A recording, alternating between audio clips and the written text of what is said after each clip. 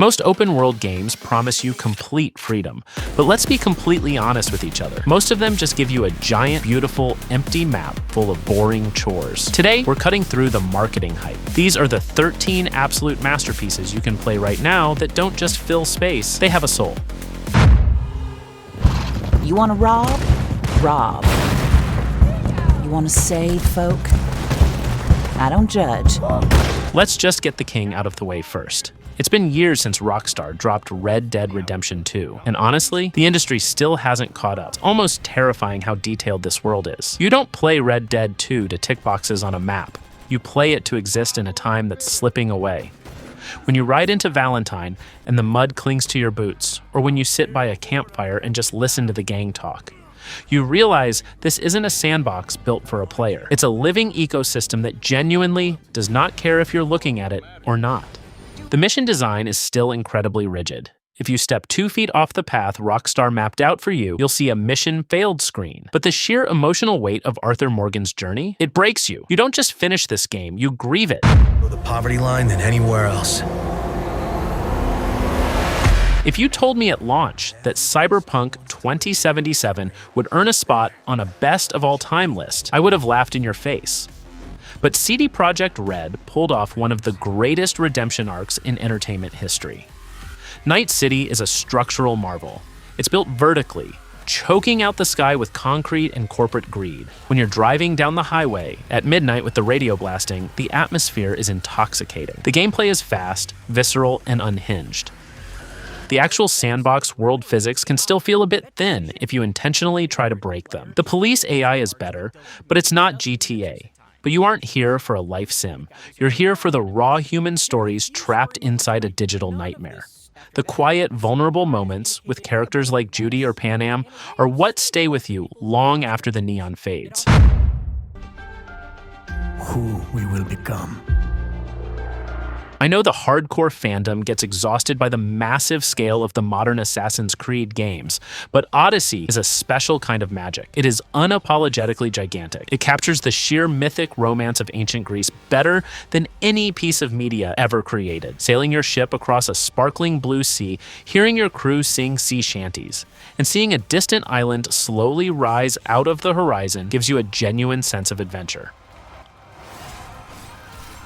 Yes, there is a lot of bloat. If you try to clear every single question mark on this map, you will burn out.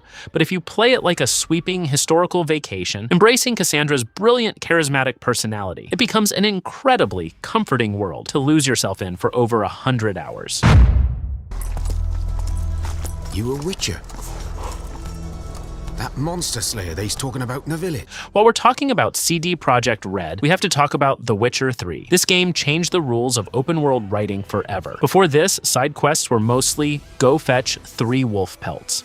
After this, side quests became complex, morally gray tragedies that could ruin your entire week. The world of the continent isn't pristine or beautiful, it's war-torn, muddy, and plagued by monsters, both human and supernatural. Tracking a beast through a swamp feels like actual dangerous detective work. The combat system can feel a bit floaty and repetitive by today's standards, but nobody plays The Witcher 3 purely for the swordplay. You play it because you care deeply about Geralt, Ciri, and Yennefer. It is a masterclass in how to make an open world feel deeply personal.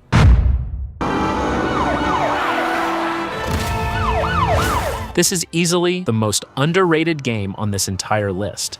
While the first Watch Dogs was brooding and gray, Watch Dogs 2 embraced the sun-soaked, chaotic energy of the San Francisco Bay Area, and it shines because of it. What makes this open world so brilliant is how much you can interact with it without firing a single bullet. You can sit on a bench, hack into a rival gang member's phone, forge a police arrest warrant for them, and watch the local AI cops show up to arrest them while you just eat a virtual donut across the street. The tone can occasionally veer into cringy late 2010s meme culture humor. But as a pure systemic sandbox where you can treat the entire city as a playground of cause and effect, it's wildly creative and incredibly fun. We will not be silent. The world almost ended. That threat still exists. If you want a game that pushes your hardware to its absolute visual limits, Horizon Forbidden West is a jaw-dropper. The world is a gorgeous post-apocalyptic tapestry where nature has reclaimed the ruins of our civilization.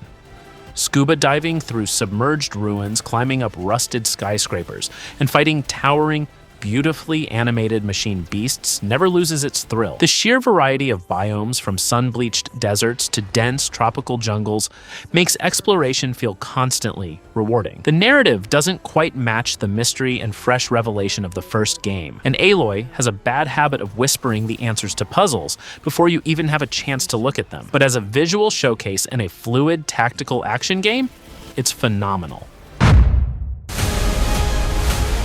Obsidian Entertainment finally gave us the massive sci-fi scale we wanted with The Outer Worlds 2. If you missed the golden era of satirical, player-choice-driven RPGs, this is exactly what you need. The solar systems here are dripping with corporate satire, dark humor, and strange alien wildlife. What makes this open world special isn't just its physical layout, but its narrative openness. You can talk your way out of a massive boss fight, accidentally betray your favorite companion, or become the hero a colony desperately needed. The gunplay is vastly improved from the first game, but it's still an RPG first and a shooter second. It lacks the raw kinetic feel of a dedicated FPS. But if you value witty writing, distinct alien worlds, and a crew of misfits that feel like a chaotic family, it is brilliant.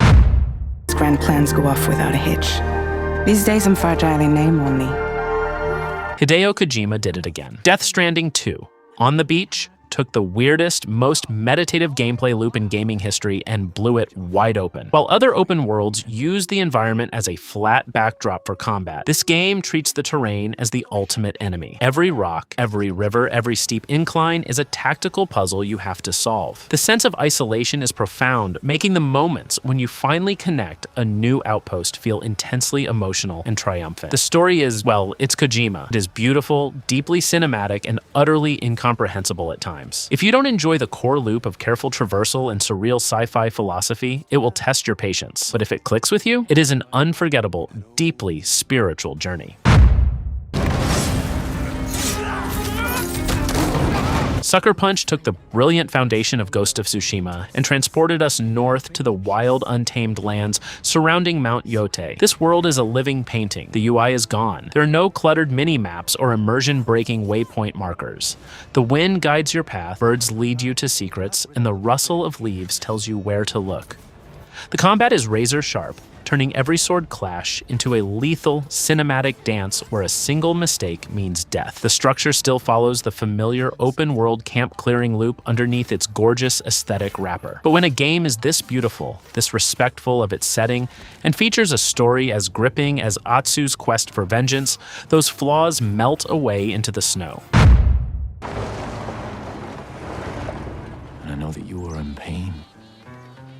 Sometimes you don't want a deep philosophical meditation on human existence. Sometimes you just want to set a field on fire while a bear named Cheeseburger fights a cultist. That is the beautifully chaotic reality of Far Cry 5. Hope County, Montana is a masterclass in sandbox emergence. You can be quietly fishing in a river, turn around, and see a plane crash into a cult truck, which starts a wildfire, which panics a pack of wolves that charges into a nearby enemy outpost. It is a non-stop engine of ridiculous action. The kidnapping mechanics, where the game forcibly pulls you out of the open world to play a story mission, can be incredibly annoying and disruptive. But for pure, unadulterated, chaotic freedom, with an incredible atmosphere and a legendary soundtrack, it holds up beautifully. Just came by to see if there's something I can help you with. It feels almost redundant to put Grand Theft Auto 5 on a list like this, but there is a reason this game has survived across 3 console generations. Los Santos is arguably the most culturally accurate caricature of a modern city ever put into code. The world feels dense, cynical, and dirty in all the right ways. From the high-end mansions of Rockford Hills to the sun-bleached meth labs of Blaine County, the sheer variety of life packed into this map is dizzying. The control scheme feels heavy, and the gunplay is incredibly dated compared to modern shooters. But the sheer versatility of the sandbox and the fact that you can still jump in with friends today and create your own absolute chaos means its crown remains secure until its sequel finally arrives. This isn't something you can handle yourself? Most open worlds rely on fast travel because getting from point A to point B is boring.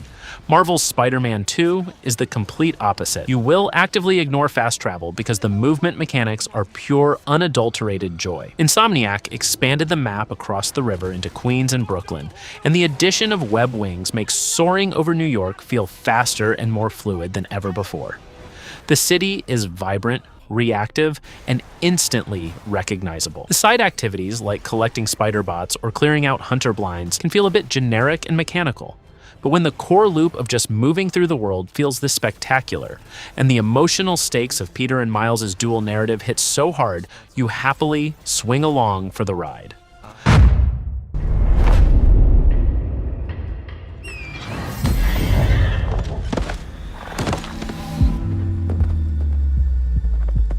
Finally, we have to talk about the game that fundamentally broke the modern open world template and rebuilt it from scratch, Elden Ring. From Software didn't give us a map full of icons, they gave us a map full of mysteries. You look out into the distance, see a strange glowing structure, ride toward it, and accidentally fall down a well into a massive star-lined underground city you didn't even know existed. It replaces the exhausting checklist design of other games with a pure, intoxicating sense of discovery and genuine danger. It is ruthless. It will not hold your hand, it will not tell you where to go, and it will punish your mistakes with brutal efficiency. It demands your patience and your respect. But conquering this world, finding its secrets entirely on your own terms, it is one of the most rewarding feelings in the history of interactive media.